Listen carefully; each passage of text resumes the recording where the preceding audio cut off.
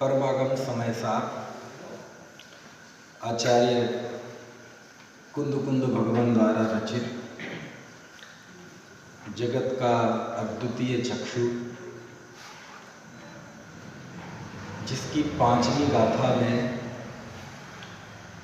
आचार्य समय सार को लिखने का अपना उद्देश्य बताते हैं, अपनी दृष्टि स्पष्ट करते हैं कि मैं ये समय सार क्यों लिख रहा हूँ।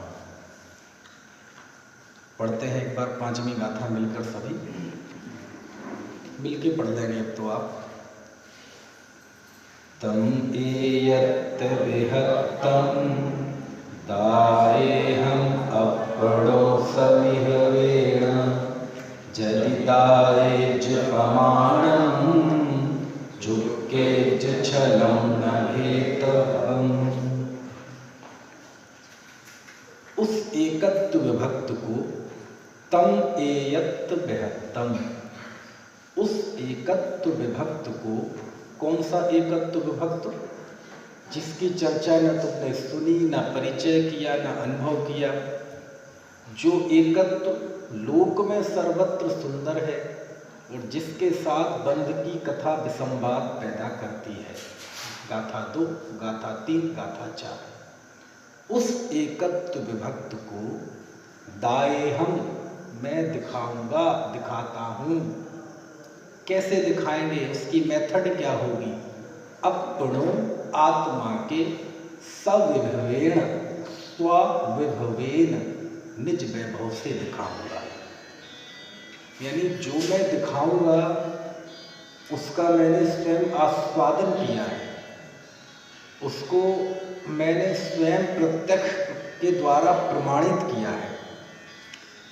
वैसे तो श्रुत ज्ञान परोक्ष ज्ञान है, श्रुत ज्ञान परोक्ष ज्ञान है ना, क्योंकि 5 प्रकार के ज्ञानों में मति श्रुत ज्ञान ये परोक्ष ज्ञान है, अवधि ज्ञान, मनः परे ज्ञान, केवल ज्ञान ये प्रत्यक्ष ज्ञान है।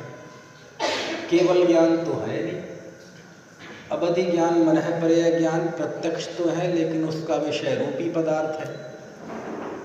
और मति श्रुत ज्ञान परोक्ष ज्ञान है, लेकिन परोक्ष ज्ञान में भी सर्वथा परोक्ष नहीं है। स्वानुभव की दृष्टि से वह मति श्रुत ज्ञान भी प्रत्यक्ष है, क्योंकि जब कोई जीव स्वानुभव करता है तो उसमें जो आनंद अनुभूति होती है, सुख की अनुभूति होती है, वो प्रत्यक्ष होती है, वो स्पष्ट होती है, वो इंद्रियों और मन के बिना होती है। तो जिस एकत्व विभक्त को मैं दिखाऊंगा वह मेरे लिए प्रत्यक्ष प्रमाण का विषय है, तब मैं दिखाऊंगा। इसको कहते हैं तम एयत विहत्तम दाएहम अपड़ो सविहवेण। मैं उस एकत्व विभक्त को आत्मा के निज वैभव से दिखाऊंगा, यानी मेरे लिए वो प्रत्यक्ष प्रमाण का विषय है, प्रत्यक्ष स्वसंवेदन का विषय है। और यदि दाएज प्रमाणम, यदि मैं दिखाऊं तो तुम प्रमाण करना। चुक्केज छलम न घेतव्यम, और यदि कहीं चूक हो जाए तो छल ग्रहण नहीं करना। ये गाथा का सरल अर्थ। कल हमारी रात में जब चर्चा छूटी थी, इसी पे चर्चा आज दोपहर में भी हुई, लेकिन वो इन्हीं गाथाओं की, पिछली गाथाओं की कुछ भूमिका के तौर पर हुई। कल रात्रि में जब इस गाथा की व्याख्या चल रही थी तो कौन से शब्द पर बात आके छूट गई थी? यदि। गाथा में दूसरा शब्द है ना, पहला शब्द, दूसरी लाइन का पहला शब्द यदि मैं दिखा दूं तो प्रमाण करना। तो हमारी बात चली थी कि आचार्य आप यदि की शर्त क्यों लगाते हैं? तो उसका जवाब क्या था कि हजारों लाखों पढ़ेंगे, हजारों समझेंगे, शताधिक उसके निर्धारण की प्रक्रिया में होंगे, 10 को निर्धारण होगा, तब एकाध को उसकी अनुभूति होगी। इसलिए यदि, यानी यदि कह के आचार्य ने दो द्रव्यों की स्वतंत्रता की बात कह दी। यदि कह के आचार्य ने कर्तृत्व निकाल दिया, यदि कह के आचार्य ने इस बात को स्थापित कर दिया कि मैं प्रत्यक्ष प्रमाण से जिस आत्मा का मैंने अनुभव किया है उसे मैं दिखाने का प्रयत्न कर रहा हूँ, लेकिन ये मेरा निजी भाव है, ये मेरा अपना अनुराग है, जरूरी नहीं है मेरे अनुराग से तुम्हें फायदा हो जाए। क्यों? मेरा भाव है बताने का, तुम्हारी काललब्धि आ जाए, तुम्हारा पौरुष जाग जाए, तुम्हारी होनहार अच्छी हो, तुम्हारे संसार का किनारा निकट आ गया हो, तो हो सकता है तुम्हें भी उस आत्मा का अनुभव हो जाए। इसलिए हम दावा नहीं करते। क्यों? कितने कितने लोग किंतु के नाम पे, परंतु के नाम पे, इफ के नाम पे, बट के नाम पे, ये तो निश्चय की बात है, ये तो मुनियों के पढ़ने की है, ये तो ऊपर की भूमिका वालों के लिए है, ऐसे ना जाने कितने कितने प्रश्न चिन्ह खड़े कर देंगे और समय सार को दूर कर देंगे। इसलिए सारा संसार क्वेश्चन मार्क खड़ा करे कि समय सार क्यों, तो उसका जवाब इस 5वीं गाथा में है कि चूंकि पूरे आज उपलब्ध समस्त जिनागम पर यदि हम निगाह डालें बहुत बारीकी के साथ, मैंने अपनी शक्ति के अनुसार निगाह डाली जो मेरे ज्ञान में आए, मुझे एक आचार्य ऐसे मिले और एक शास्त्र ऐसा मिला जिसमें किसी आचार्य ने ये कहा हो कि मैंने आत्मा का अनुभव किया है और मैं तुम्हें भी आत्मा दिखाऊंगा। और वो एक आचार्य है कुंद और वह एक शास्त्र है समय सार। इसलिए दुनिया को समय सार की जरूरत है, क्योंकि समय सार हमें अपनी पहचान कराता है, समय सार हमें अपनी नज़दीक ले जाता है। क्योंकि दुख कितना है, जितना हम अपने से दूर हैं बस उतना दुख है, और जितना नज़दीक आएंगे बस उतना सुख है। बाहर में ना सुख है, बाहर में ना दुख है, दुख का कारण भी भीतर और सुख का कारण भी भीतर।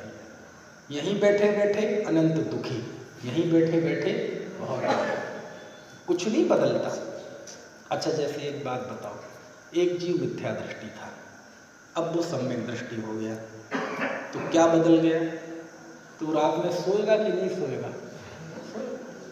भोजन करेगा कि नहीं करेगा? करेगा।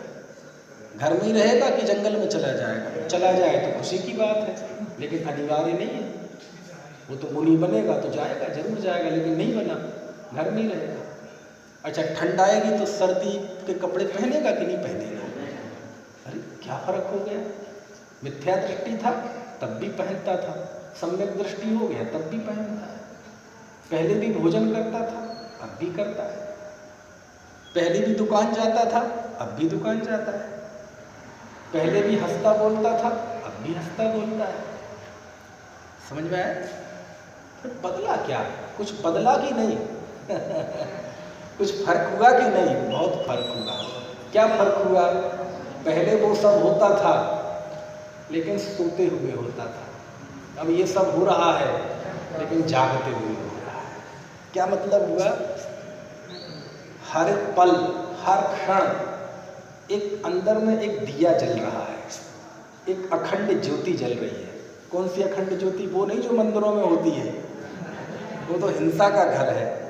अंदर में एक ऐसी ज्योति जल जाती है कि हर एक कार्य होता है, लेकिन वो ज्योति ऐसी अंदर में जलती है जहाँ बिल्कुल हर क्षण ये ज्ञान की धारा चलती है कि मैं नहीं हूँ, ये मेरा स्वरूप नहीं है, मेरी चेतना इससे भिन्न है। बस ये फर्क आता है। समझ में आएगा है? तो आचार्य कहते हैं कि मैं आत्मा दिखाऊंगा। तो यदि दायेच प्रमाणम, यदि मैं दिखा दूं तो तुम क्या करना? उसे प्रमाण कर लेना। प्रमाण कर लेना मतलब, प्रमाण कर लेना यानी जैसे स्वानुभव प्रत्यक्ष से मैंने प्रमाणित किया, तुम भी उसे स्वानुभव प्रत्यक्ष से प्रमाणित कर लेना। मतलब क्या हुआ कि जब मैं वह आत्मा दिखाऊं तो तुम लाख काम छोड़कर एक काम ये कर लेना। यदि मैं तुम्हें आत्मा दिखाऊं तो तुम उसे लिखने मत बैठ जाना, उस पर कविता बनाने मत बैठ जाना, उस पर शास्त्र लिखने मत बैठ जाना, उसको दूसरों को समझाने मत बैठ जाना। क्यों? ये तो ऑप्शनल है, ये तो हो ना हो, कोई फर्क नहीं पड़ता। आप उस पर व्याख्या लिखें ना लिखें, कोई फर्क नहीं पड़ता। और ये काम तो कोई एक्स्ट्रा प्रतिभाशाली व्यक्ति कर सकता है, सब नहीं कर सकते। हम तो पंचम काल के जीवों से केवल इतनी मिनिमम उम्मीद रखते हैं, न्यूनतम, कि जब मैं वह आत्मा दिखाऊं तो तुम बिना मीन मेघ निकाले उसे स्वानुभव से प्रमाण कर लेना। लाख काम छोड़ के ये काम पहले कर लेना, और बाकी कार्य हो तो हो और नहीं हो तो समझ में आ रही है बात। इसका नाम है यदि दायेच प्रमाणम, यदि मैं दिखाऊं तो प्रमाण कर। अगला प्रश्न, क्यों जी ये निर्धारित कौन करेगा कि आचार्य ने आत्मा दिखा दिया? ये कैसे सुनिश्चित होगा? कौन बताएगा कि कुंद देव ने आत्मा दिखा दिया? कौन बताएगा? तो कहते तुम्हें आत्मा दिख गया मतलब दिखा दिया, और कोई उपाय नहीं है। कोई भगवान आकर निश्चित नहीं करेंगे कि तुम्हें आत्मा दिख गया। तुम्हें आत्मा का अनुभव हो गया तो समझ लो कुंद देव ने दिखा दिया, वो नहीं हुआ तो नहीं दिखाया। इसका मतलब कहीं ना कहीं हमारे ग्रहण करने में कमी है। समझ में आया? तो डेढ़ गाथा, मतलब डेढ़ पंक्ति हो गई। कौन सी? तम एयत्त बृहत्तम, मैं उस एकत्व विभक्त को दाए हम अपुड़ो सभी वेड़, आत्मा के निज वैभव से दिखाऊंगा। यदि दाएच प्रमाणम, यदि मैं दिखा दूं तो तुम उसे प्रमाण करना। इसका मतलब क्या है? जैसे कुंद देव का एक ही संकल्प है कि मैं तुम्हें आत्मा दिखाऊंगा, तो समय सार पढ़ने का भी एक ही संकल्प होना चाहिए पढ़ने वाले का कि मुझे भी आत्मा दिखाना। तब उनका श्रम, तब उनका पुरुषार्थ, तब उनकी कोशिश सफल होगी। अब आखिरी की एक पद, चुक्केच छलम न घेतव्यम, यदि कहीं चूक हो जाए तो छल ग्रहण मत करना। अब ये बहुत खतरनाक बात है। हे आचार्य, आप जैसे व्यक्ति चूकने की बात कर रहे हैं, आपसे क्या चूक होगी? समझ में आए ना? कलिकाल सर्वज्ञ, आप वो समय सार बता रहे हैं जो केवली शुद्ध, केवली कथित है, उसे आपने स्वानुभव के द्वारा प्रमाणित किया है, तो आपके बताने में चूक कैसे हो सकती है? समझ में आया ना? ये चूकने की बात क्यों करते हैं आप? अभी तो फसल बोई नहीं गई, अभी तो वो बड़ी नहीं, अभी तो वो पकी नहीं, अभी तो खेतों में लहराई नहीं फसल, और उसके पहले ही आप समझ में आया ना? नहीं। अच्छा, इसका अर्थ क्या है कि कहीं चूक हो जाए तो छल ग्रहण मत करना? तो कई बार हम ये कहते हैं कि आचार्य कुंद देव ने चूकने वाली बात लिख के शिष्टाचार निभाया है। क्या निभाया है? शिष्टाचार। शिष्टाचार तो समझते ना आप? जैसे कोई बालक जब कोई परफॉर्मेंस देता है, प्रेजेंटेशन देता है, तो कहता है ना, मैं आपके सामने छोटी सी कविता प्रस्तुत करना चाहता हूँ, उसमें कोई गलती हो तो तो कोई समझते हैं आचार्य ने शिष्टाचार निभाया है। किसमें? ये लिखकर कि चुक्केच छलम न घेतव्यम, कि कहीं चूक हो जाए तो छल ग्रहण मत करना।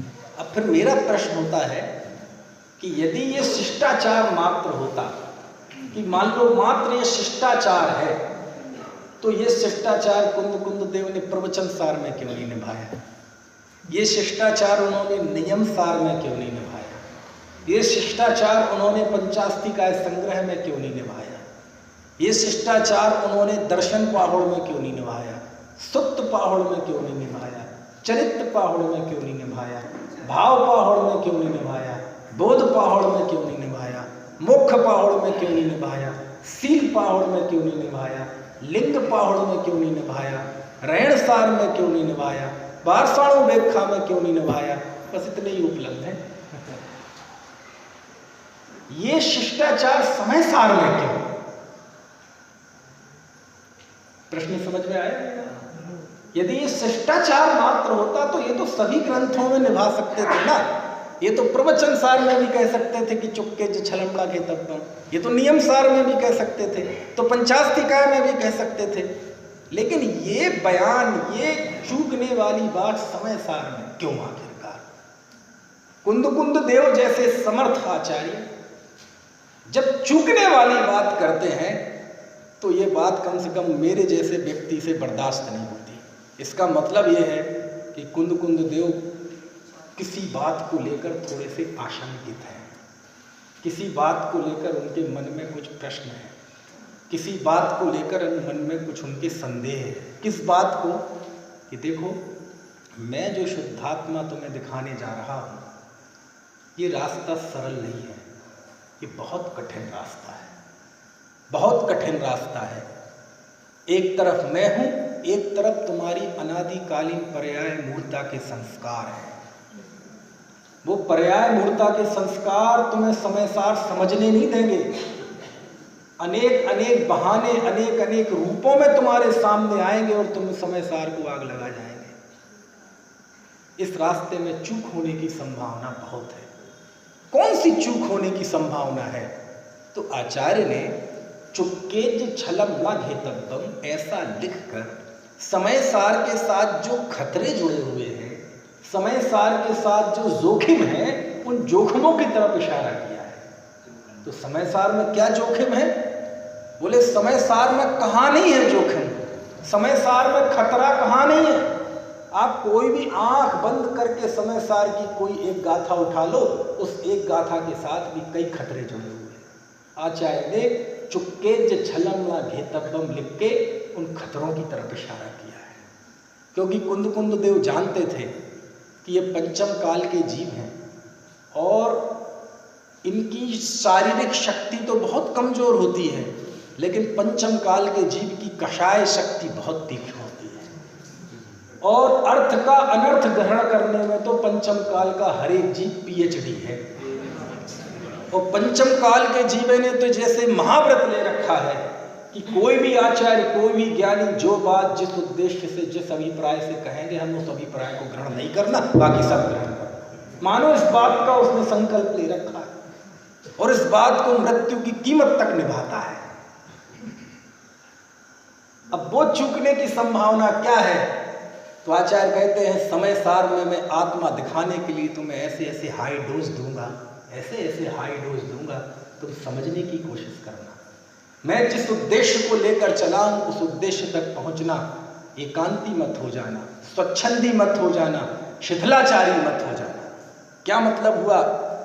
अभी जब समय सार में वह शुद्धात्मा का स्वरूप बताना प्रारंभ करेंगे तो शुरुआत कहाँ से करते हैं कि आत्मा में प्रमत्त नहीं है, आत्मा में अप्रमत्त नहीं है, गुणस्थान आदि पुद्गल की पर्याय हैं। जब मैं ये बात कहूंगा तो तुम इस बात को सुनकर अपने अंदर में दृष्टि में ले जाना, लेकिन स्वभाव दृष्टि तो ना हो और तुम अपने आप को ऐसा मान लो, एकांत से ऐसा मान लो कि गुणस्थान पुद्गल की पर्याय है, संसार तो है ही नहीं, पर्याय तो है ही नहीं। यदि ऐसा हो गया तो एकांत खड़ा हो जाएगा, तुम वेदांती हो जाओगे। और यदि ऐसा हुआ तो उसके लिए चेताते हुए कहते हैं कि चुक्के छलम न घेतव्यम। यदि कहीं चूक हो जाए तो छल ग्रहण मत करना।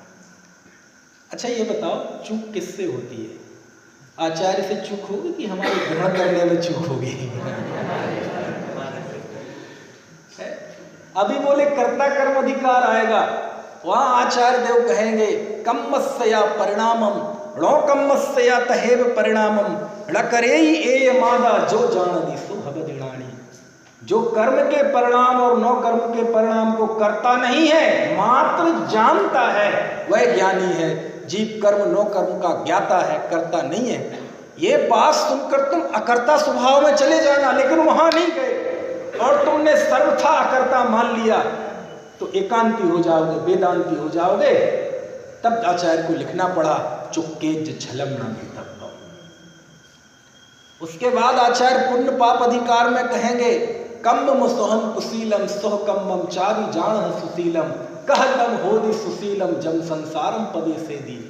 तुम अशुभ कर्म को कुशील जानते हो, शुभ कर्म को सुशील जानते हो, लेकिन वह शुभ कर्म सुशील कैसे हो सकता है जो जीव को संसार में प्रवेश कराए।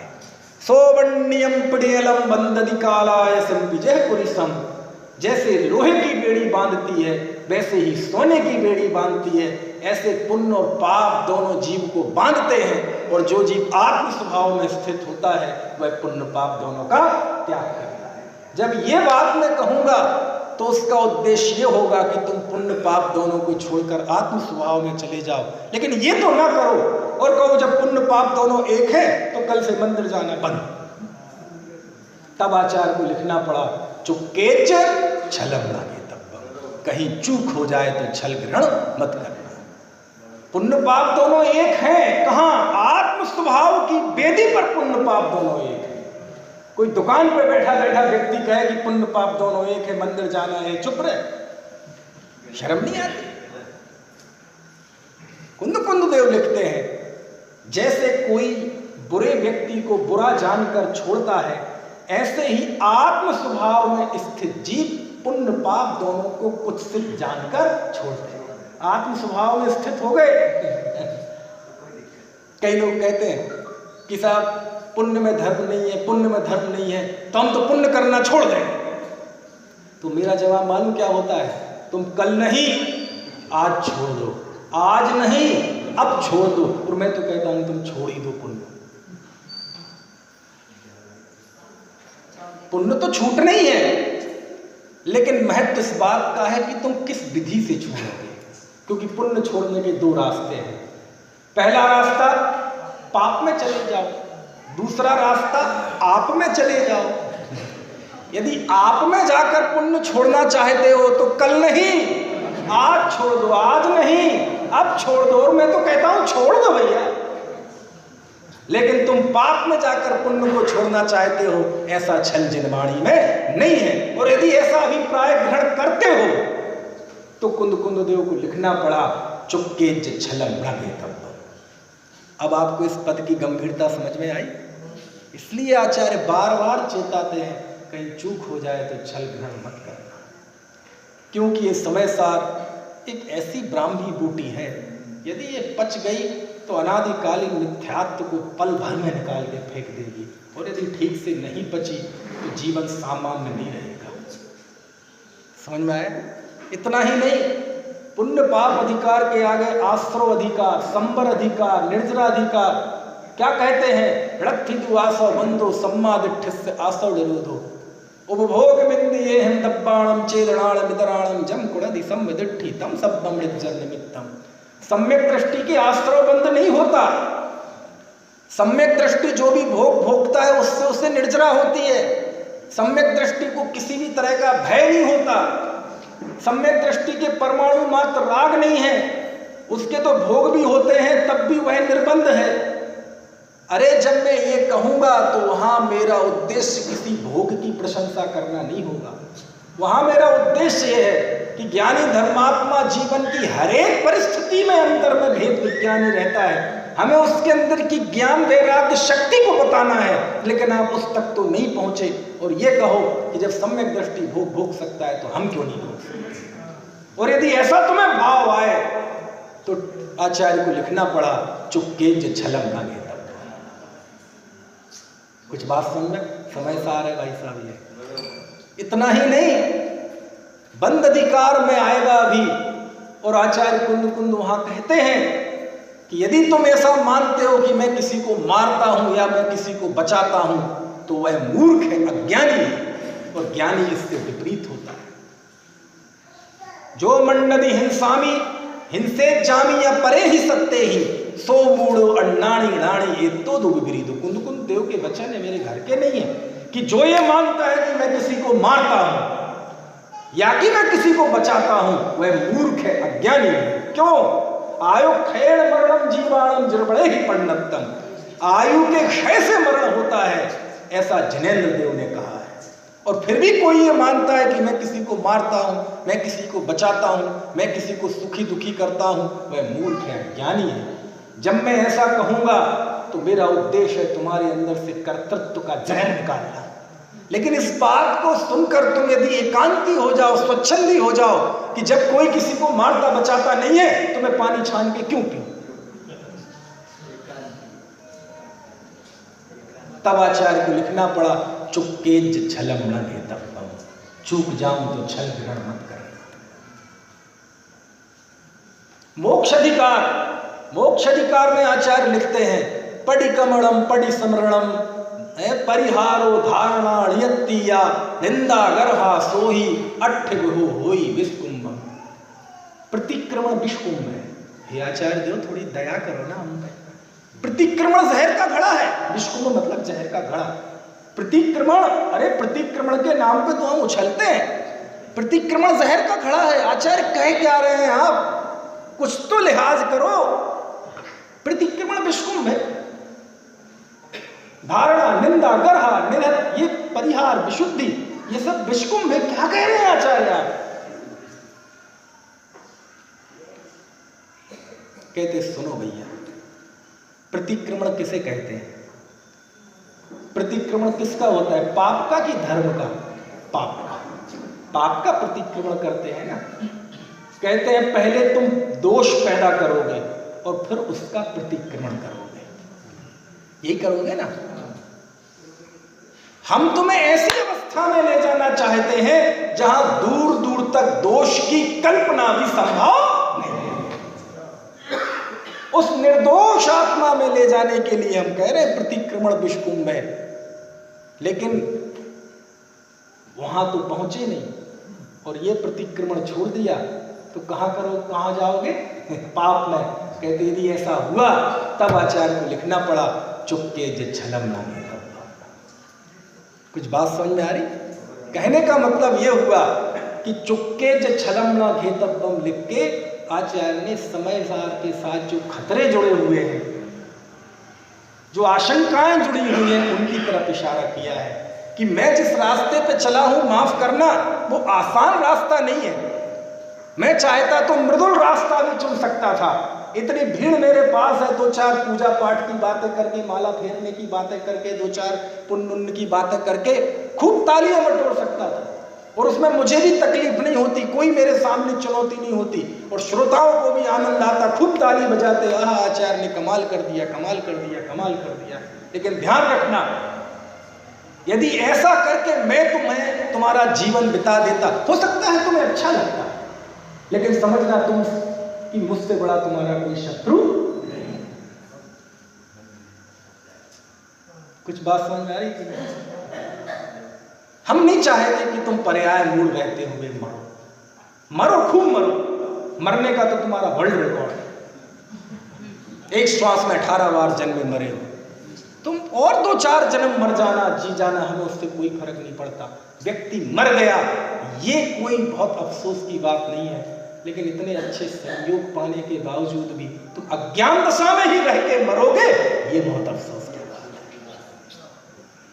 हम नहीं चाहते तुम अज्ञान दशा में मरो, पर्याय मूल रहते। जन्म के समय तो तुम नियति के दास थे, तुम कहां जन्म लोगे ये तुम्हारे हाथ में नहीं था।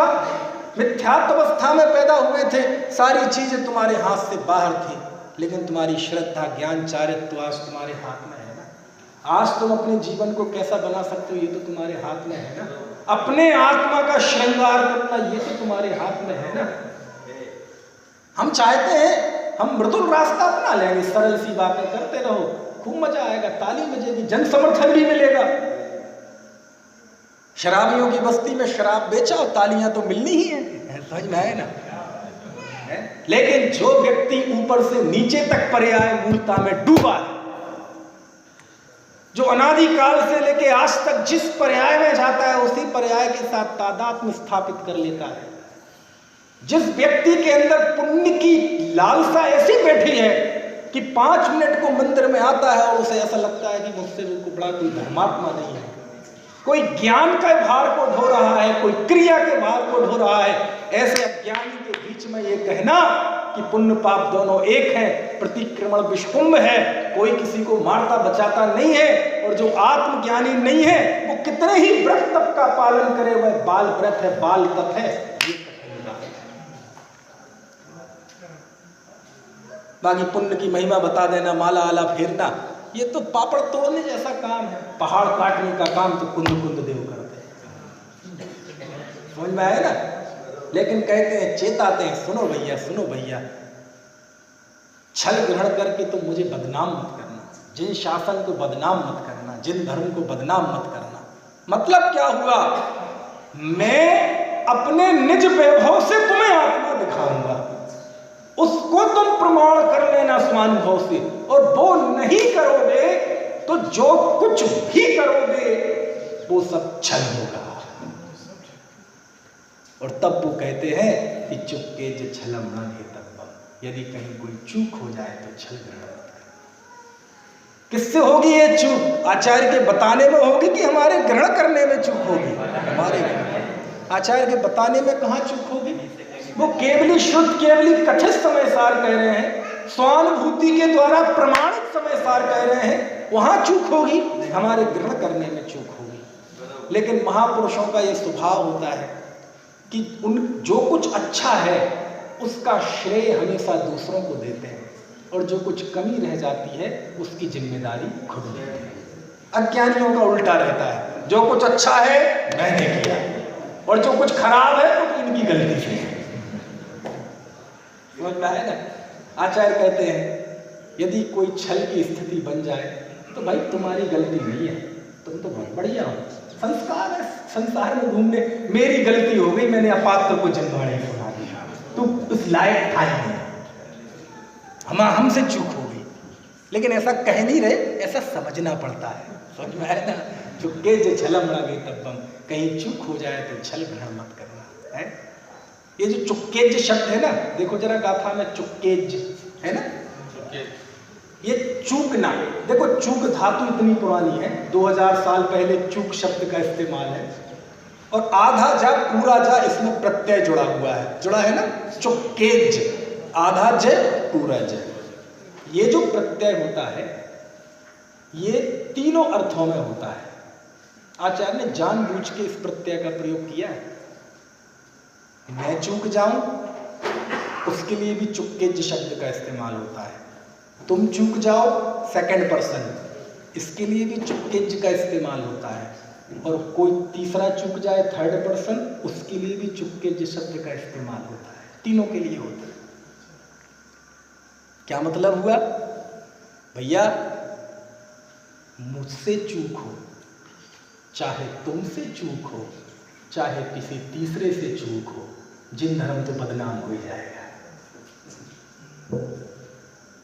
गाड़ी चलाते समय मेरी गलती हो, चाहे सामने वाला गलती करे, और चाहे दोनों गलती ना करे, कोई कंडीशन ऐसी बन जाए, भैया एक्सीडेंट तो होगा और नुकसान तो सबको होगा। फिर वहां नहीं चले, मेरी थी, कोई गलती नहीं थी।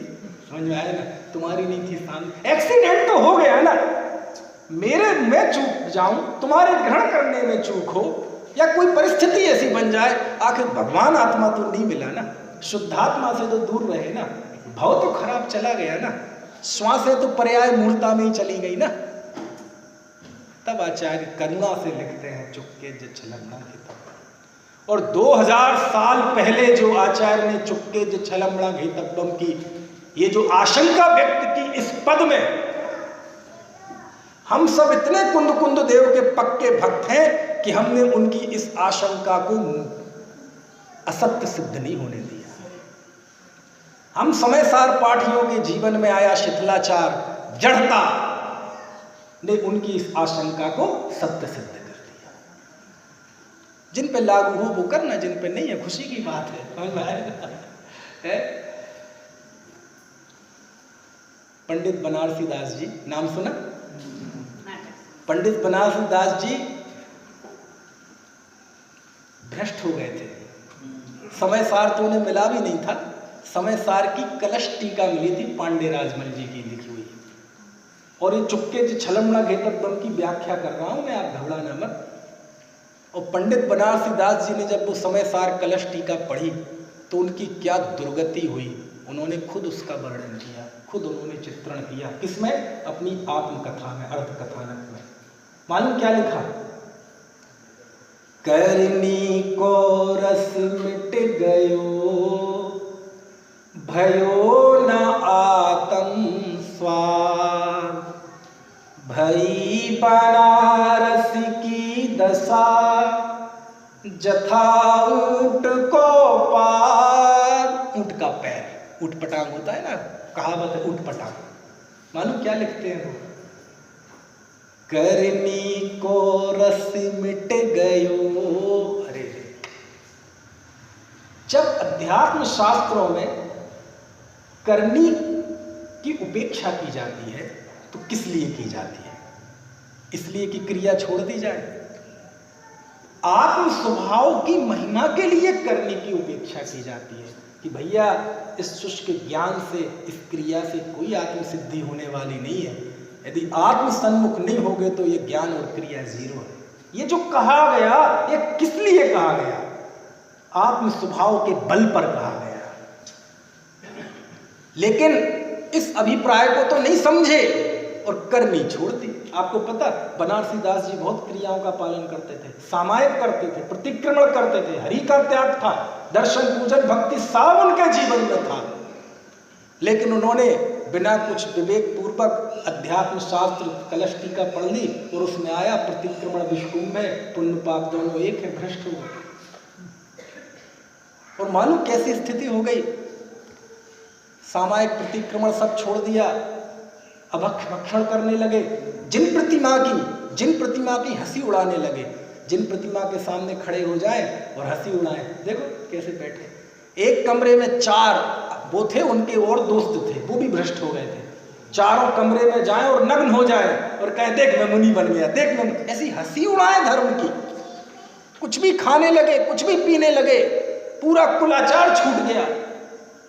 उसका वर्णन उन्होंने खुद किया। करनी को रस मिट गयो, करनी का रस चला गया क्रियाओं का। भयो न आत्म स्वाद, और आत्मा का स्वाद हुआ नहीं। भई बनारस की दशा, इस बनारसी दास की ऐसी दशा हो गई, जथा ऊंट को पात, जैसे ऊंट का पैर होता है ऊंट पटांग, ऐसी स्थिति। ऐसा खुद वर्णन कर रहे हैं कौन? पंडित बनारसी दास जी। समझ में आया ना? यहाँ के रहे, ये दमोह है ना, दमोह और सागर, ये दोनों ही जिले हैं मध्य प्रदेश के बीचों बीच। नाम तो सुना है ना आप में से, पता नहीं कोई हो भी सागर या दमोह जिले का है क्या? कोई नहीं है? चलो है, कौन है? अच्छा, हमारे सुबोध जी बैठे ना सागर जिले के मैं खुद सागर जिले का हूँ, रहली का, तो नौकरी के चक्कर में मेरठ में हूँ। तो सागर और दमोह के बीच में हाईवे है। तो एक जगह सड़क के इस तरफ है गांव जिसका नाम है रौन, और एक तरफ है कुमरई। हमारे यहाँ वहाँ लोकल में एक कहावत चलती है, रौन कुमरई की कुतिया।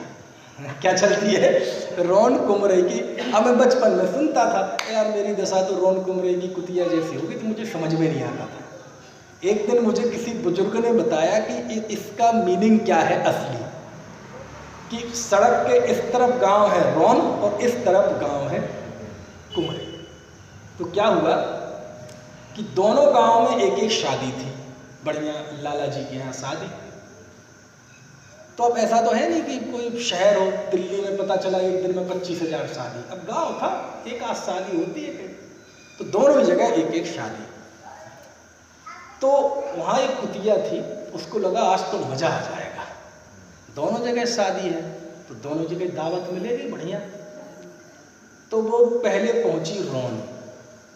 अब वहाँ गए तो वहाँ दावत चल रही थी। तो बोले यार अभी चल रही है, अभी भूख भी नहीं है, क्योंकि चल रही है, चलने के बाद में पत्तलें फेंकी जाएंगी और फिर पत्तलों को चाटेंगे तो आनंद आएगा। अब बोले अभी भूख भी नहीं लगी है, ऐसा करते हैं कुमरई चलते हैं। तो वहाँ जाएंगे 1-2 किलोमीटर तो भूख भी लगाएगी और पहले वहाँ की दावत उड़ाएंगे, और फिर वहाँ से चल के आएंगे तो यहाँ तब तक पत्तलें फेंकी जाएंगी तो यहाँ दावत उड़ाएंगे, दोनों हाथों में लड्डू। तो यहाँ उसने छोड़ दिया, वो चली गई कुमरई। अब कुमरई गई तो वहाँ देखा कि दावत हो चुकी थी, पत्तलें फेंकी जा चुकी थी और पत्तलों को उसके भाई बहन चाचा ताऊ देवर देवरानी जेठा जेठानी वो सब चाट चुके थे और खलास मामला। बोले कोई बात नहीं, क्या हो गया? अरे ऐसी थोड़ी पुण्य का उदय है साथी से, आज तो मजे हैं। बोले छोड़ के आए ना एक दावत, वहाँ चलते हैं। अब रोन में गई, अब वहाँ गए अशोक जी तो वहां भी दावत खत्म, पत्तल उसके वही रिश्तेदार भाई बंधु सब चाट चुके थे, अब वो बैठी जैसी। तो वहां लोकल में कहावत चल गई, रौन कुमरई की समझ में आया ना। करनी को रसी मिट गयो, भयो न आत्म स्वाद, भई बनारस की दशा, जथा ऊंट को पार। ऐसी दशा बहुत हंसे हैं, बनारसी दास जी की कथा पढ़े ना, बहुत हंसे हैं। और जो अपने आप पे हंस सके वो बहुत बड़ा आदमी होता है। और मालूम फिर वो कैसे सुधरे, ये भी उन्होंने लिखा। किसने? पंडित बनारसी दास जी ने। उन्होंने लिखा कि जब मेरी ऐसी दशा हो गई थी तो एक बार क्या हुआ, आगरा में एक पंडित रूपचंद जी आए। 2 साल वो वहाँ रहे, वहीं उनकी संलेखना हो गई थी। तो रूपचंद पंडित जी मंदिर में गोमट सार पढ़ा रहे थे, गोष्ठी चल रही थी। और वो पंडित जी घूमते घूमते आए, पीछे से आकर बैठ गए। अब भाई अंगारे के ऊपर राख जम जाए इसका मतलब अंदर में आग नहीं है, ऐसा थोड़ी है। जैसे जीवन में पुण्य पाप के उतार चढ़ाव आते हैं, कभी कभार ऐसे आध्यात्मिक उतार चढ़ाव भी आते हैं। कई बार ऐसा मोह का उदय आता है कि जीव तहस नहस हो जाता है। लेकिन अब वो दशा जाने वाली थी। तो विद्वान तो थे ही, और वो पीछे से आए और बैठ गए सहमे सहमे से, क्योंकि उस दौरान उनकी अपमान बहुत हुआ होगा। समझ में आया ना, निंदा भी बहुत हुई होगी। इतने बड़े विद्वान पंडित बनारसी दास जी जैसे यदि वो भ्रष्ट हो जाएं तो आप समझ सकते हैं ना कितनी निंदा हुई होगी। वो पुराना जमाना, आजकल तो छोटा मोटा शिथिलाचार थोड़े दिन बात होती है, धीरे धीरे उसको एक्सेप्ट कर लिया जाता है। लेकिन आज से 400 साल पुराना कितनी बुराई हुई होगी। उनकी हिम्मत नहीं पड़ रही थी कि हम आत्मविश्वास से जाके आगे बैठ जाएं। पहले का समय था, वो आते थे, खड़े हो जाते थे, पंडित जी आए हैं, और वो पीछे से जाके चुपके से बैठ गए। और वहाँ गोमट सार की वाचना चल रही थी, और वाचना में गुणस्थानों का वर्णन चल रहा था सब जी। और गुणस्थान में, किस गुणस्थान में कैसी जीव की क्रिया होती है, कैसे परिणाम होते हैं, क्या अध्यात्म है, क्या चरणान योग है, क्या क्रिया है, क्या अभिप्राय है, ये सारा विवेचन चल रहा था। और जब वो विवेचन उन्होंने सुना तो उन्होंने खुद लिखा, अरे रे मुझे तो इन बातों की खबर। उस दिन उन्हें निश्चय और व्यवहार की संधि का पता चला कि अनेकांत क्या होता है, विवक्षाएं क्या होती हैं। गोमट सार पढ़ के सुधरे। और उसके बाद उन्होंने लिखा, पाई शुद्ध संकित की टेक, कि जब मैंने वो विवेचन गोमट सार का पढ़ा तब मेरे अंदर अध्यात्म और आगम का सुमेल आया और मुझे शुद्ध सम्यक दर्शन की प्राप्ति हुई। ऐसा पंडित बनारसी दास जी लिखते हैं। इसका मतलब क्या हुआ? इसका मतलब यह है कि आगम के बिना अध्यात्म अनर्थकारी होता है। यदि आगम का अध्ययन ना हो ना और सीधे अध्यात्म पढ़ लो तो अनर्थकारी होगा। और अध्यात्म के बिना आगम अकार्यकारी होता है। यदि आप आगम ही पढ़ोगे और अध्यात्म दृष्टि नहीं है तो वो आगम का ज्ञान आपको कोई काम में आने वाला। रट लो ये पंक्ति, क्या है? आगम के बिना अध्यात्म अनर्थकारी होता है और अध्यात्म दृष्टि के बिना आगम अकार्यकारी होता है। पंडित बनारसी दास जी ने खुद लिखा कि तब मुझे सम्यक की प्राप्ति हुई। इसलिए लिखते हैं कुंद कुंद देव, कहीं चूक हो जाए तो छल ग्रहण मत कर। पंडित बनारसी दास, पंडित टोडरमल जी इसी भूमि पर तो प्रश्न किए उन्होंने। आप पढ़ो मोक्ष महाप्रकाशक 8वां अध्याय उपदेश का स्वरूप। जब द्रव्यान योग की बात आई तो मालूम प्रश्नकार करता है प्रश्न, टोडरमल जी ही प्रश्न उठाते हैं अपनी ओर से कि देखो साहब ये अध्यात्म का उपदेश होने ही नहीं चाहिए, क्या जरूरत है इस अध्यात्म के उपदेश की? बोले क्यों? इससे बिगड़ने के खतरे रहते हैं, इसमें व्रतादि की हीनता बताई जाती है, सम्यक दृष्टि के भोगों की प्रशंसा की जाती है। वैसे ही व्यक्ति धर्म से दूर है ऐसा पढ़ के तो और भ्रष्ट हो जाएगा। ऐसा प्रश्न किया किसने? पंडित टोडरमल जी। और उसका जो जवाब पंडित टोडरमल जी ने दिया है ना, उस जवाब को देने के लिए 156 इंच का सीना चाहिए। 56 का इसलिए नहीं कह रहा, वो तो गुजरातियों के होता ही है ना। 156 इंच का सीना चाहिए वो बात कहने के लिए, जो बात वहां पंडित टोडरमल जी ने कही।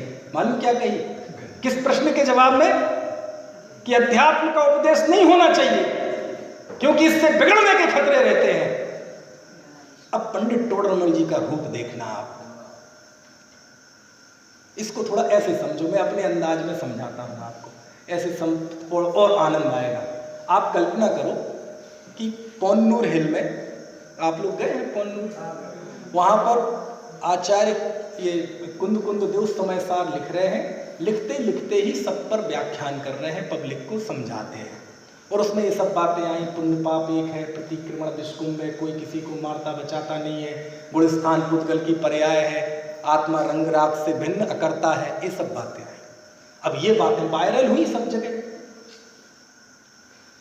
तो समाज में खलबली मच गई। बोले नहीं नहीं नहीं, ऐसा कैसे, कैसे तो लोग बिगड़ जाएंगे। तो समाज के कुछ विद्वान, कुछ श्रेष्ठी, कुछ त्यागी वृत्तियों ने मिलकर मीटिंग की कि चलो अपन आचार्य को समझाएंगे, क्योंकि सबको समझाना है, समझना किसी को नहीं। बोले ऐसे तो समाज बिखर जाएगा, ऐसे तो समाज में शिथिलाचार छा जाएगा, व्रत नियम सब छोड़ देंगे, मंदिर खाली हो जाएंगे। चलो बात करते हैं आचार्य से। यहाँ तो उत्तेजना में कर रहे हैं, लेकिन वहां नहीं दिखाएंगे उत्तेजना आचार्य की। बोले चलो अपन चलते हैं आचार्य श्री से बात करते हैं।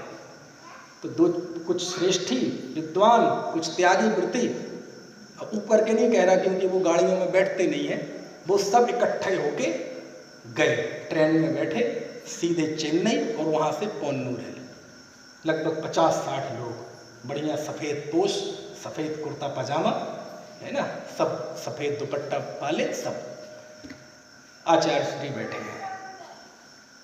और जब 50-60 सफेद पोश लोग पहुंच जाएं, समझ आए ना, तो आचार्य श्री भी समझ गए कि सफेद लोग आए हैं, मतलब दाल में कुछ समझ आए। ये इतने लोग एक साथ, त्यागी प्रति पंडित श्रेष्ठी, ये सारे इकट्ठे होके आए हैं, बात कोई सामान्य नहीं है। आचार्य श्री बैठे हैं, कोई बात नहीं, आए हैं तो आए। आचार्य श्री नमोस्तु। आचार्य श्री, हम आपके चरणों में, देखो ये इनकी भाषा बड़ी सधी हुई होती है, बिल्कुल ऐसी विनम्रता की, बिल्कुल मुंह से चाशनी टपकती है। हाँ हे आचार्य देव, हम आपके चरणों में एक निवेदन लेके आए हैं। भाषा तो देखो कितनी अच्छी, आह फूल झड़ रहे। आचार्य समझ गए, इतनी मीठी भाषा, सावधान। बोले हे आचार्य देव, हमने सुना है आप समय साल लिख रहे, व्याख्यान कर रहे, आप उसमें लिख रहे हैं पुण्य पाप दोनों एक हैं, आप उसमें लिख रहे प्रतिक्रमण विष्कुंभ है, आप लिख रहे आत्मज्ञान के बिना तप और व्रत सब बाल व्रत बाल तप है, कोई किसी को मारता बचाता नहीं है, आत्मा कर्म का करता नहीं है। आचार्य कहते हैं हाँ ये बात सत्य है, परमार्थ है, ये तो आज नहीं कल मानो, कल नहीं अनंत काल बाद मानो। गुरुदेव वाली बात तो वही माननी पड़ेगी, दूसरा कोई रास्ता नहीं है। नहीं आचार्य ठीक है, आपके लिए ठीक है, आप पढ़ो समझो, लेकिन ये सामान्य जनता को क्यों बताते हो ये सब बातें? आचार्य ने समझाने की कोशिश की, लेकिन उन्हें समझ में नहीं आई। क्यों नहीं आई? अच्छा बताओ क्यों नहीं आई? क्योंकि वो समझने नहीं आए थे, वो आचार्य को समझाने आए थे। अब वहीं पर बगल में टोडरमल जी बैठे थे। कल्पना है टोडरमल जी और कुंद कुंद देव के बीच में 1800 साल का फर्क है, लेकिन मुझे उनका मोक्ष मार्ग प्रकाशक की बात समझानी, इसलिए एक दृश्य खड़ा कर रहा। टोडरमल जी वहीं बगल में बैठे थे। बोले सुनो, तुम लोग आचार्य का सामायिक का टाइम हो रहा है, तुम लोग जरा बगल में हाँ कौन है, मैं समझाता हूँ तुम्हें। आचार्य की बात समझ में नहीं आई ना तुम्हें, करुणा बुद्धि वाली, तुम्हें जरा तुम्हारे अंदाज में मैं समझाता हूँ, चलो कोने में लो। क्या कह रहे हो? अध्यात्म का उपदेश नहीं होना चाहिए। मालूम क्या लिखते हैं? 156 इंच का कलेजा चाहिए बात करने के लिए। 2000 साल के लिखे हुए शास्त्रों में मेरी ये रिसर्च है, ये बात लिखने की हिम्मत जुटा पाए तो आचार्य कल पंडित टोडरमल जी, और कह पाए तो गुरुदेव रजनी भाई। मालूम क्या लिखा उन्होंने? मोक्ष मार्ग का मूल उपदेश तो अध्यात्म शास्त्रों में ही है। ये नहीं लिखा कि मोक्ष मार्ग का मूल उपदेश अध्यात्म शास्त्र में है, में है नहीं लिखा, में ही, ऐसा लिखते हैं। और तुम कहते हो अध्यात्म शास्त्र का उपदेश बंद कर दें तो मोक्ष मार्ग बंद हो जाएगा, कितने जीवों का मोक्ष मार्ग रुक जाएगा। और जहां तक तुम ये बात कहते हो कि इसको पढ़ के लोग बिगड़ जाएंगे और कुगति में चले जाएंगे, तो आचार्य कल्प मालूम क्या, टोडरमल जी का चिंतन देखना, चले जाएंगे तो वैसे ही बड़ा रिकॉर्ड है तुम्हारा नरक जाने का। मालूम क्या लिखते हैं, सुगति छोड़कर कुगति होगी, इसमें क्या हो जाएगा बहुत बड़ा काम। स्वर्ग में छोड़ के नरक में चले जाओगे, वैसे भी जाओगे निगोद में, आत्मज्ञान के बिना अंततः जाना निगोद में ही है। स्वर्ग छोड़कर नरक में जाने को जैसे टोडरमल जी कुछ गिनते ही नहीं, बोले इसमें तो तुम्हारा वर्ल्ड रिकॉर्ड है।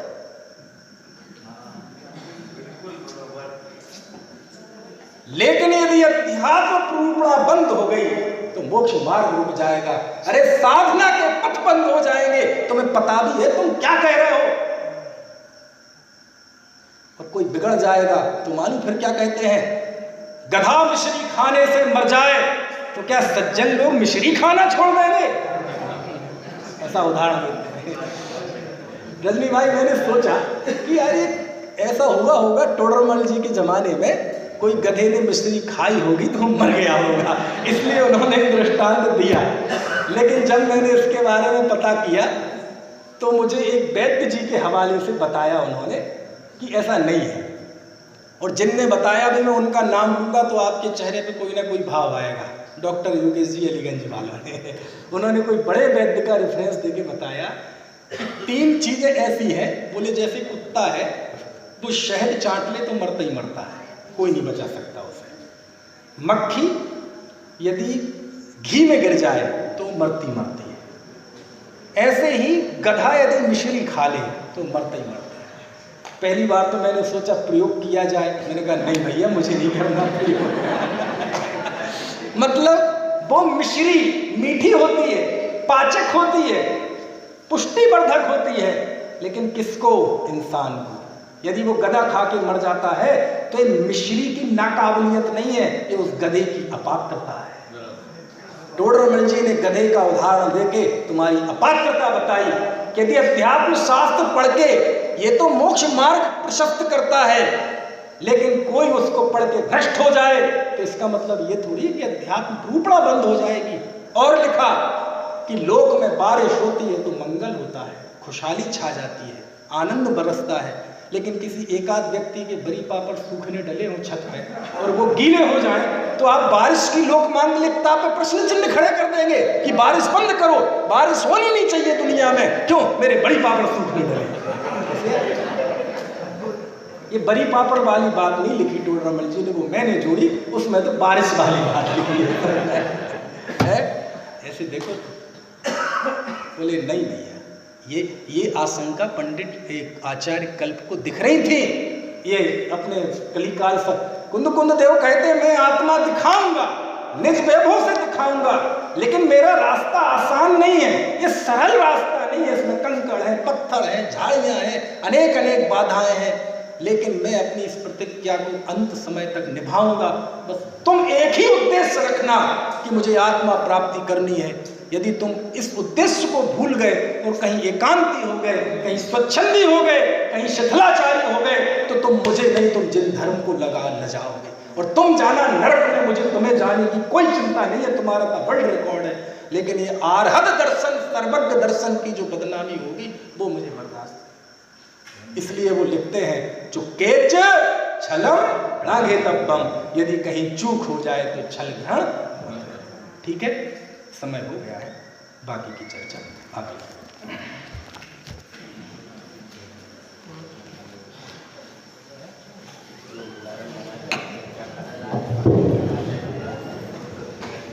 बहुत ही सुंदर चर्चा, व्यर्थाधिराज समय से